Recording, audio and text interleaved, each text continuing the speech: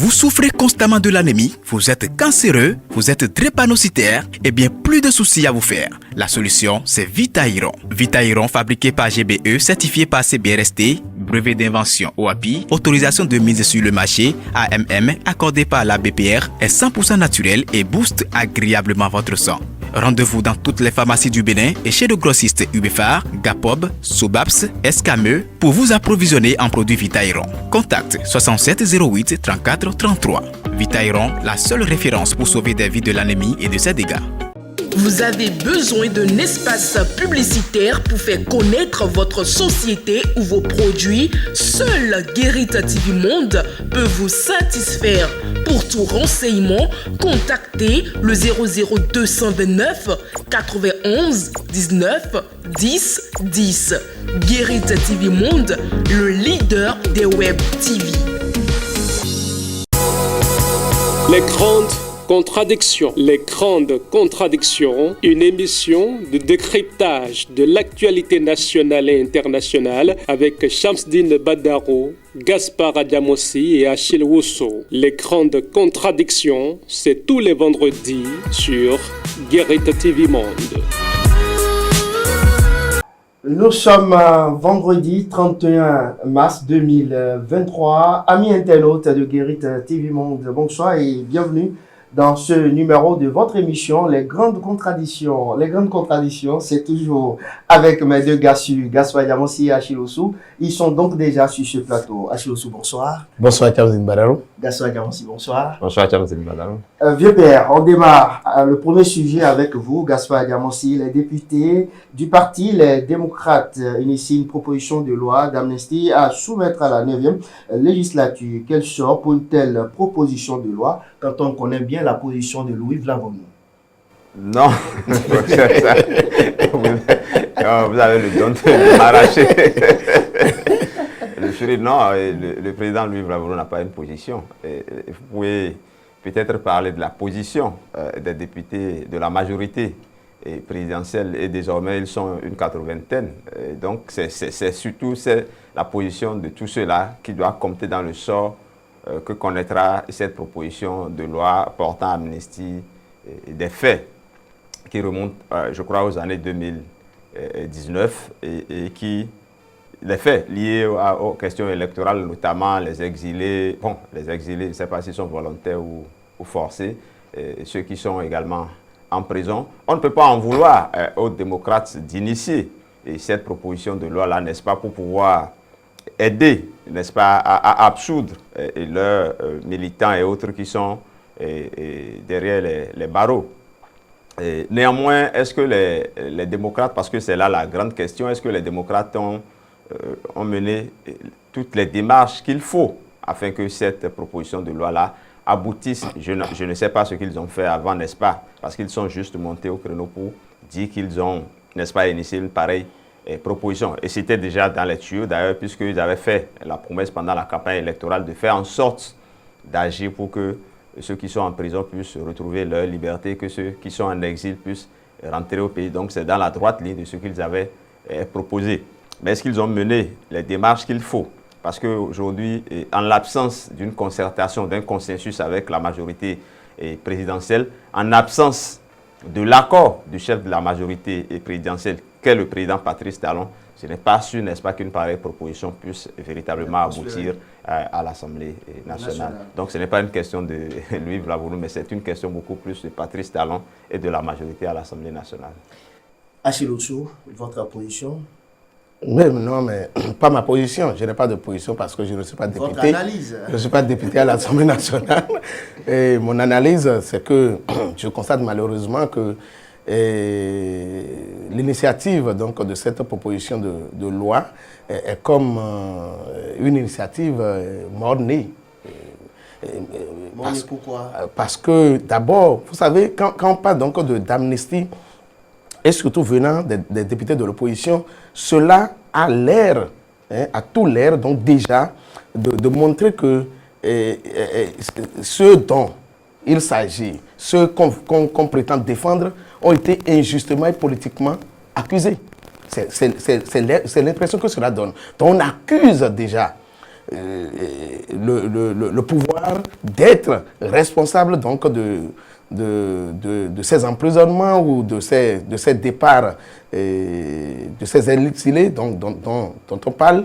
Alors, ça veut dire que si de l'autre côté, les autres doivent faire la lecture dans ce sens, d'office, on voit que l'initiative ne va pas prospérer parce que l'opposition parlementaire, ce n'est que 28 députés.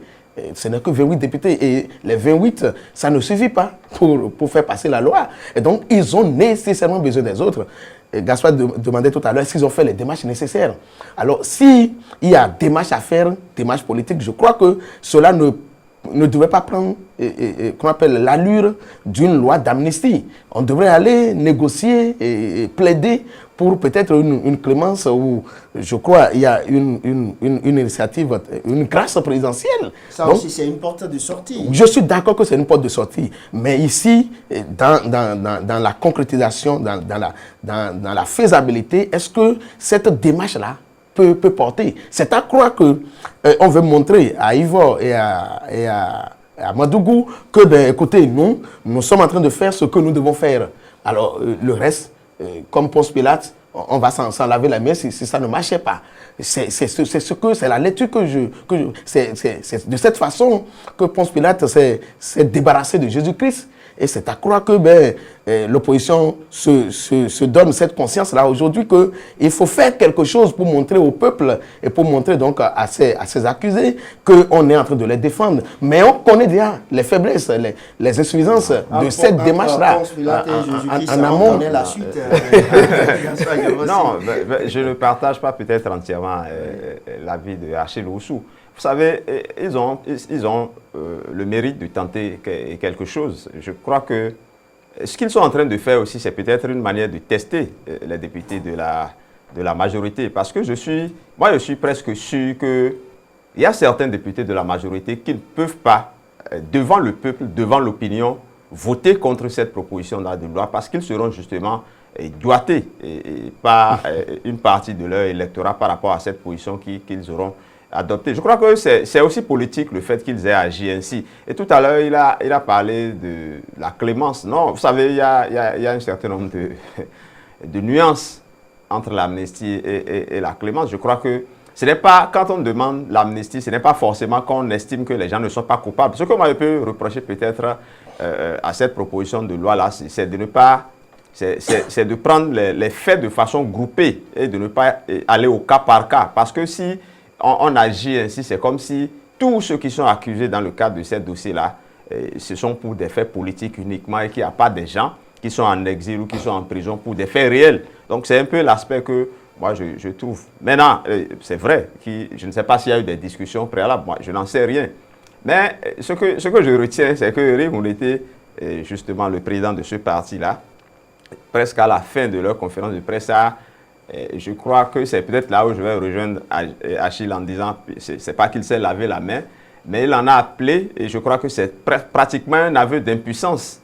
Il en a appelé, n'est-ce pas, au sens d'humanisme ou d'humanité des députés de la majorité présidentielle et de leurs alliés et du gouvernement. Et il a prié pour que Dieu touche les cœurs de ceux-là afin que cette proposition-là aboutisse. Donc, c'est vous dire que c'est presque un aveu d'impuissance en se disant, voilà, nous, on joue notre part et on attend que la majorité également joue sa part. Mais comme on sait bien que nous sommes dans la politique, et la politique est politicienne et que peut-être aujourd'hui, dans le contexte actuel, les gens n'ont pas intérêt à libérer ceux qui sont en prison et à faire rentrer ceux qui sont en exil. Ce n'est pas évident que cela prospère. Mais de toutes les façons, c'est déjà une manière de poser le problème et ce n'est pas parce qu'on a lancé une proposition que ça c'est voté tel quel ou bien que ça va comme une lettre à la poste. C'est peut-être une manière de lancer le débat et peut-être en commission et ailleurs, les discussions pourront se mener pour qu'une entente puisse aboutir entre les deux camps. En tout cas, c'est clair. Et on peut déjà avancer hein, que les autres, les députés de la majorité parlementaire auront pour argument donc d'opposer hein, à leur comment vous êtes appelé, collègues, à leurs collègues de l'opposition, de leur opposer que nous sommes dans un état de droit. Et dans un état de droit, il y a la séparation des pouvoirs. Et que ce n'est pas le président de la République, encore moins l'Assemblée nationale ou les députés donc, de la 8e législature qui ont accusé Éric Amadougou et Éric Ndete des faits dont on les rend coupables. Ils vont leur opposer donc la séparation des pouvoirs et les renverraient certainement devant la justice donc pour que s'il y a démarche à faire de l'autre côté, ils le fassent. C'est pourquoi moi je pense que on trouverait mieux à faire donc que d'aller faire une proposition de loi d'amnistie. Bon, j'ai évoqué tout à l'heure la grâce présidentielle. Pourquoi pas donc aussi mener des démarches comme Boni Yayi sait le faire, aller rencontrer... Parlons justement de Boni Yayi à Chiloussou. La situation carcérale de Réki Amadougou et de Joël Aïvo préoccupe également l'ancien président. À l'étape des choses, à la lecture actuelle donc, de notre arène politique, je dirais que Boni Yayi, aujourd'hui, a une faiblesse. Sa faiblesse, la faiblesse de Boni Yayi, c'est-à-dire Boni Yayi que nous avions vu il y a 1 an ou 2 ans, qui se déplaçait pour aller au palais de la Marina rencontrer son successeur, Patrice Talon, pour discuter de certaines questions. Et plaider certainement aussi sur certains cas, ne peut plus le faire parce que Boni Yayi s'est investi depuis les dernières élections législatives, s'est investi comme un opposant affiché à Patrice Talon, et donc président d'honneur du parti, du grand parti de l'opposition, le premier d'ailleurs qu'on peut citer comme tel au Bénin actuellement, donc s'est investi pour battre campagne et pour faire élire des députés à l'Assemblée nationale, des députés donc de l'opposition. Alors, comme ça, je ne sais pas si il a encore tout le pouvoir d'aller négocier parce qu'il ne peut faire rien d'autre que négocier avec Patrice Talon ou avec le pouvoir pour que ces accusés recouvrent leur liberté. Alors Boni Yayi, bon, je ne sais pas, est-ce qu'il est aussi, qu'on appelle, à l'initiative de cette proposition de loi d'amnistie. L'un dans l'autre, je vois quand même que aujourd'hui il a affiché toute sa faiblesse et il n'a plus, pour moi, tout le pouvoir nécessaire donc d'arriver à faire fléchir Patrice Talon sur ces questions. Gaspard Diamossi. Non, quand on s'affiche comme un opposant et qu'on fait véritablement campagne comme un opposant, on n'a plus le droit d'aller au palais. Non, mais le palais, c'est la maison de tout le monde. Non, voilà. Non, c'est la maison des gens de la mouvance. Non, c'est la maison de tout le monde. Et le président... On peut autoriser... Le président Patrice Talon peut recevoir qui il veut au palais. Quand il veut. Je crois que la maison, a priori, est ouverte à tout le monde, mais son agenda lui permet, n'est-ce pas, de recevoir les uns et les autres quand son agenda le lui permettra. Mais ce n'est pas forcément parce qu'on est opposant qu'il n'ouvrira pas sa porte pour recevoir les gens ou parce qu'on a battu campagne contre lui. Tout à l'heure, vous avez évoqué la séparation des pouvoirs. Ce n'est pas la séparation des pouvoirs en tant que telle, mais dans une république, chacun a sa place. Que vous soyez de l'opposition, que vous soyez de la mouvance, que vous soyez au milieu, centriste comme l'autre l'avait été avant de dire quelque part, vous avez votre place. C'est qui l'autre? C'est l'oncle de Badarou. Suivez mon regard. Donc, tout le monde a sa place, n'est-ce pas? Tout le monde a sa place, n'est-ce pas, au palais.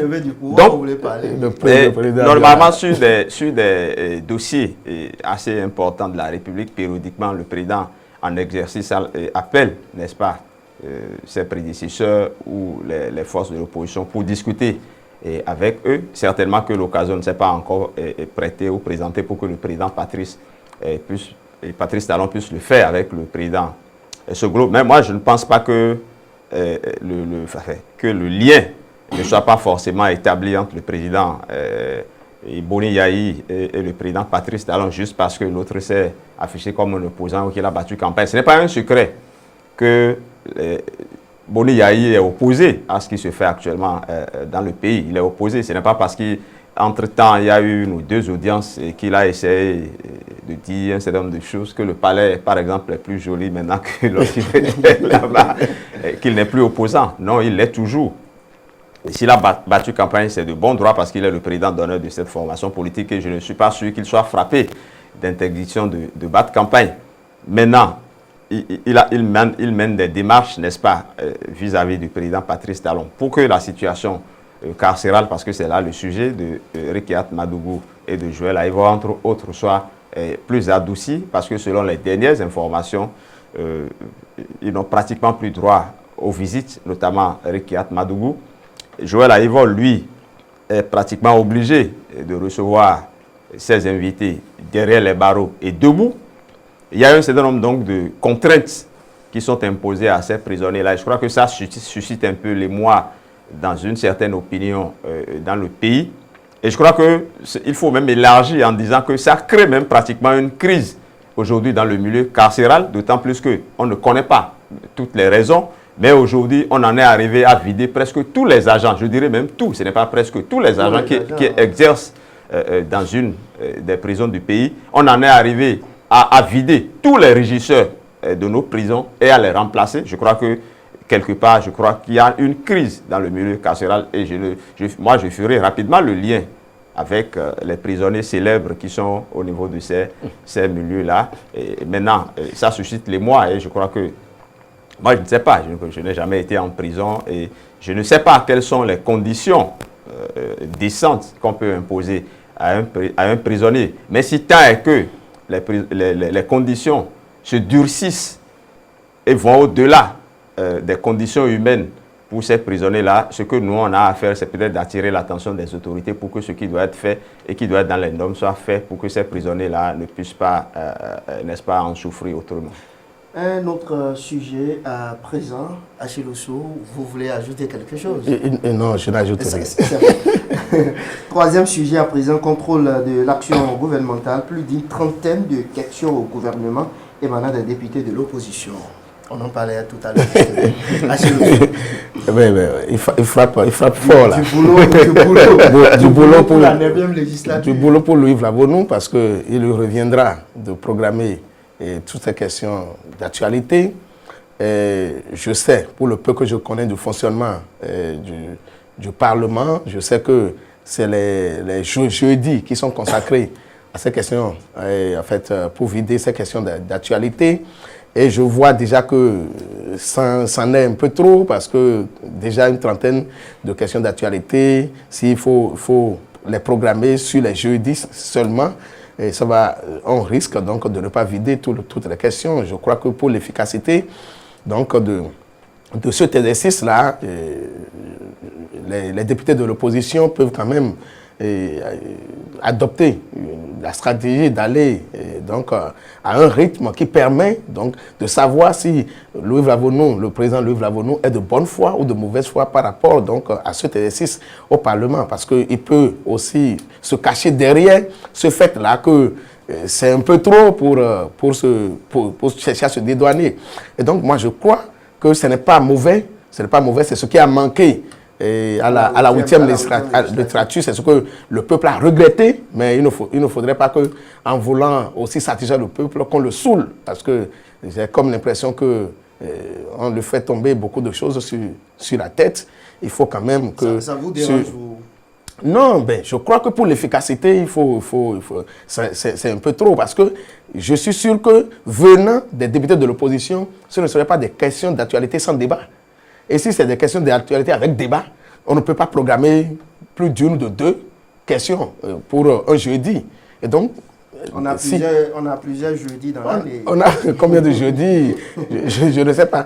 Je ne sais pas. Donc, ça veut dire que tous les jeudis, systématiquement... Ils sont payés pour ça, justement. Bon, d'accord. Nous allons voir la réaction du président Louis Vlavonou face à cela. Comment ça se passe là-bas? Vous ramenez toujours cet aspect. Non, laissez ce côté-là. Au fait, je voudrais préciser encore une fois que la programmation des dossiers à l'Assemblée nationale ne relève pas exclusivement du président de l'Assemblée nationale. Non, ce n'est pas le président Louis Vlavonou qui programme de son bureau les dossiers. Il y a le bureau, il y a la conférence des présidents. Et au niveau de la conférence des présidents, désormais, il y a 2 membres de l'opposition qui siègent. Et donc, la programmation de ces questions-là relève de ces instances. Maintenant, le constat qu'il faut aussi faire, bon, une trentaine de questions, Achille trouve que c'est trop. Bon, c'est son opinion. Mais je rappelle que c'est quand on dit une trentaine, moi je n'ai pas pas encore fait un mois. Je n'ai pas fait le décompte, mais c'est 4 interpellations et 37 questions que j'ai lues. Donc ça fait déjà une quarantaine. Ça fait une quarantaine. Vous aggravez encore la chose. Non, et en plus, quand vous observez, tout à l'heure on a dit que ce n'est que les députés de l'opposition. Moi, j'aurais voulu qu'Achille interpelle les gens du Bloc républicain pour dire, mais pourquoi ils n'ont pas de questions? Pourquoi Bloc républicain? Mais pourquoi non, bon, c'est Achille que j'ai interpellé par rapport à ça. Peut-être que je vais interpeller vous par rapport à l'Union progressiste. Qu'est-ce qui presse tant? Ils viennent de commencer, ils n'ont même pas encore fait un mois. Non, écoutez, l'actualité, ça n'attend pas. Et puis, ne pensez pas que ceux qui adressent les questions les adressent forcément pour que ces questions-là soient publiées. C'est aussi une question de stratégie. Vous êtes en train d'en parler aujourd'hui. Et quand ils envoient les questions, mais, ils envoient également dans la presse. Donc l'effet aussi, c'est de montrer au niveau de la presse que l'opposition joue son rôle et que l'opposition interpelle et que quelque chose bouge et que l'opposition a la volonté de contrôler l'action du gouvernement. Maintenant, une autre est de programmer ces questions-là. Ça, c'est une autre paire de manches. Mais ne pensez pas que autant de questions, c'est déjà trop. Les questions varient par rapport à l'actualité. Par exemple, il y a une question qui interpelle le gouvernement sur la question justement de l'incarcération, enfin, des conditions carcérales. Il y a des questions qui évoquent le drame de Dassa et tous ces aspects. Il y a des questions qui évoquent la fixation de près de 1500 francs pour des frais de péage par rapport à une route qui a été nouvellement conçue. Donc, c'est des questions qui touchent la vie des populations. Et moi, je ne trouve pas qu'il y ait un excès. Je crois que c'est un droit. Et abuser d'un droit, je ne pense pas que cela soit également une faute. Hein. C'est plutôt ne pas.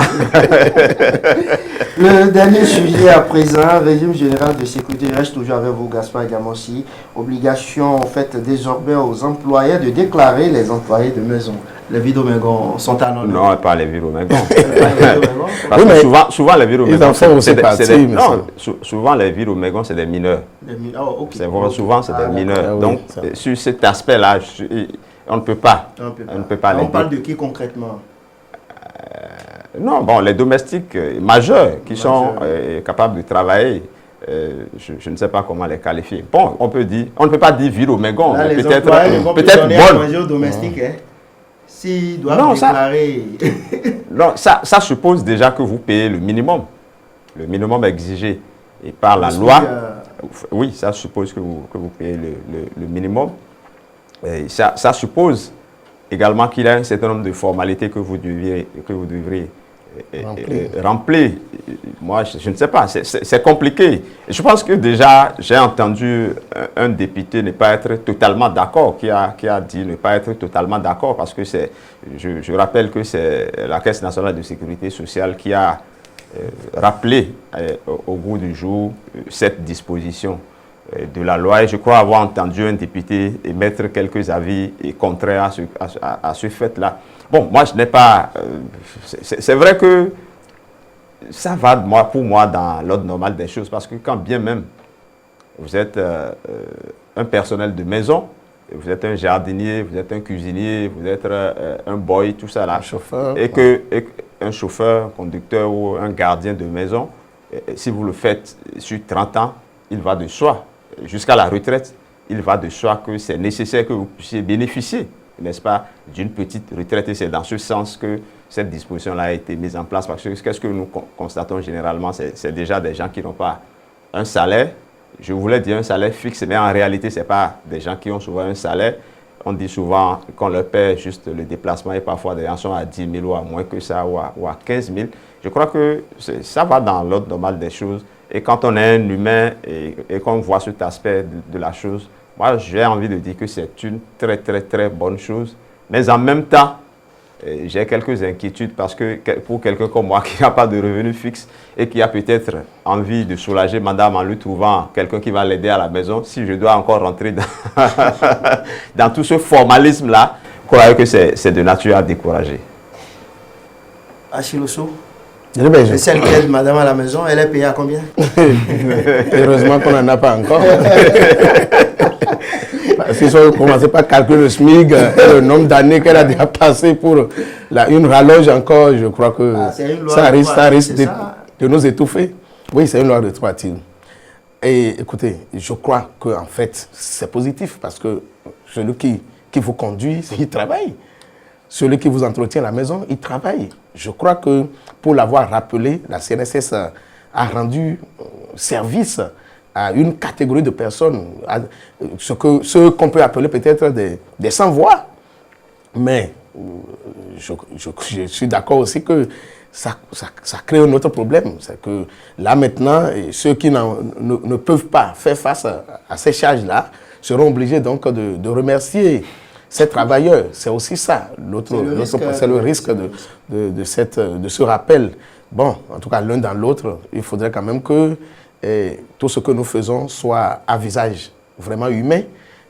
Ceux qui travaillent chez nous, que nous prenions vraiment soin d'eux et qu'ils ne soient pas des esclaves, ne soient pas, que ce ne soit pas une sorte d'exploitation de l'homme par l'homme. Mais dans le même temps, il faut quand même que la loi soit souple pour permettre que ce que les gens peuvent faire, puisque tout ça là, tous ces charges, c'est sur les salaires.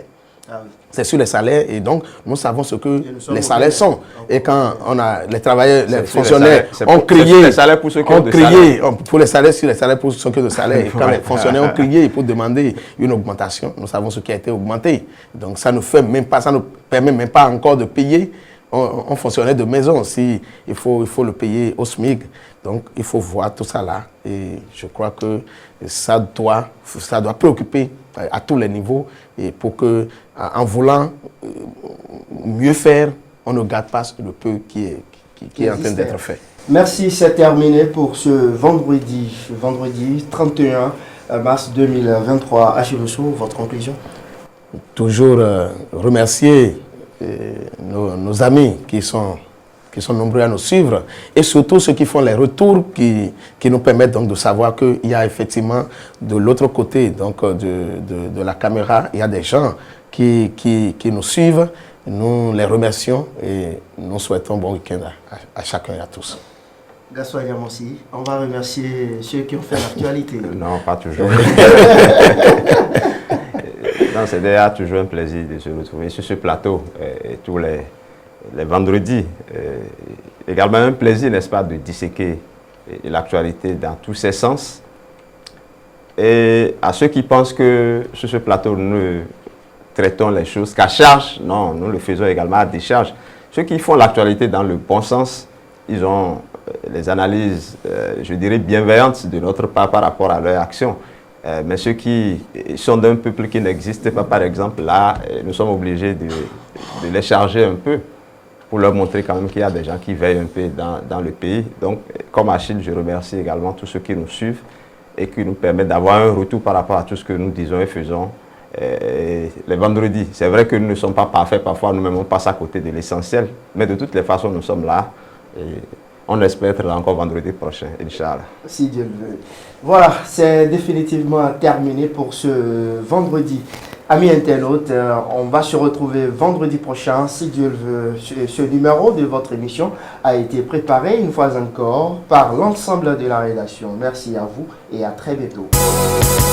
Les grandes contradictions. Les grandes contradictions. Une émission de... Les grandes contradictions. Les grandes contradictions. Une émission de décryptage de l'actualité nationale et internationale avec Shamsdine Badaro, Gaspard Diamossi et Achille Osso. Les grandes contradictions, c'est tous les vendredis sur Guérite TV Monde.